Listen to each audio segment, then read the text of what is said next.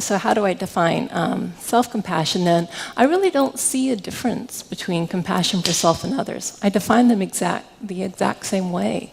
I argue that self-compassion has the components of a sense of kindness, care, understanding for yourself versus judgment, a sense of common humanity versus feeling isolated and cut off from others, and then a sense of mindfulness, right, being aware of the suffering that's occurring versus over-identification, which, again, I'll just clarify this in one moment. Let's go through each one separately.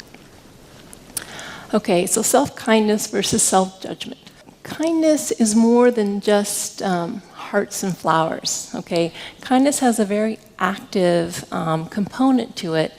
It means when you're kind to yourself, you really want to comfort yourself when you're suffering. You want to alleviate your suffering. You want to soothe yourself. Okay, it's a very active stance where I want to do whatever I can to help myself feel as good as possible in this moment.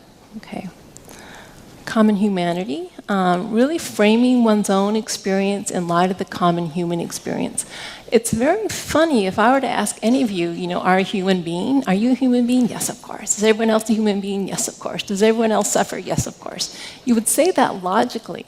But in the moment, when you just blew it at work, or you had someone reject you, or something really bad happens in your life, what happens non-rationally is that we get very egocentric. We feel like, why me? This somehow has happened to me. I'm the only one who's messed up. I'm the only one who's going through that difficult time. And we feel really cut off from others. It's as if somehow when things go wrong, that's abnormal. This is not supposed to be this way. Something has gone wrong. But is that the case? Has anything gone wrong? Is anything abnormal? No. That's what life is. Life goes wrong.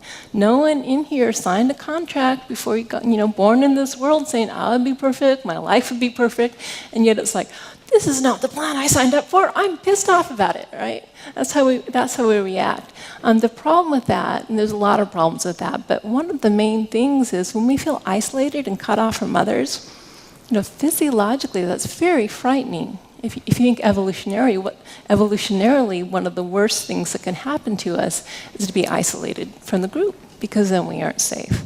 And it's interesting, this aspect of well-being, I don't think has been studied enough. This sense of, can we feel connected to others in our suffering, or do we feel isolated from others in our suffering? And I can tell you in the workshops I've conducted, especially the 8-week ones, at the end I asked people what they got out of this the most. Almost every single person says common humanity. I realize it's not just me. It's not just me who judges myself. It's not just me who suffers like this. Very important to remember that this is the human experience. This is how things are supposed to be.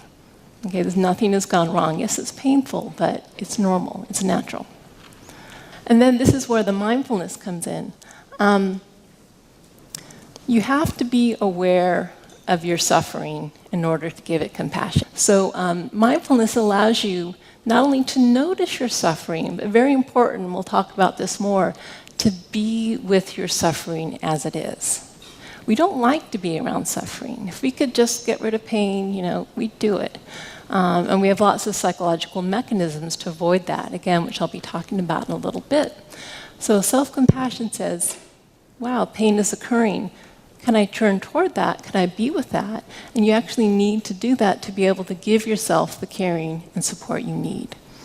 All right? Now, some people do say, come on, you have to notice your suffering? Isn't it like blindingly obvious I'm suffering? But it's often really not. The pain caused by self-judgment, I think in some ways that's some of the worst pain in all of us experience. Constant, niggly pain. I'm not good enough. I'm not smart enough. I'm not this enough. I blew it. I'm this, I'm that. But often we are so lost in the role of self-critic that we don't really stop to realize, oh my God, this is really, really hurting.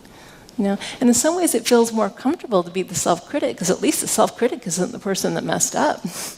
The self-critic knows you messed up. The part of you that feels really, vulnerable and insecure and a failure.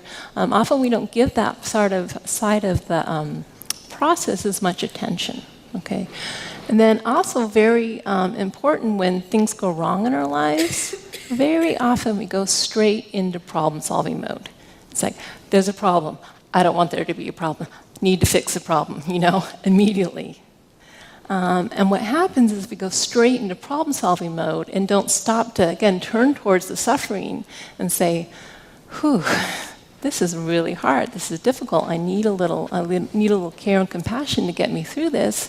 Then we really aren't at our best and our most psychologically stable when we go towards trying to fix that problem. Okay, so it's actually something you have to remind yourself to do before going straight into fixing problems, to just acknowledge and validate how difficult the situation is.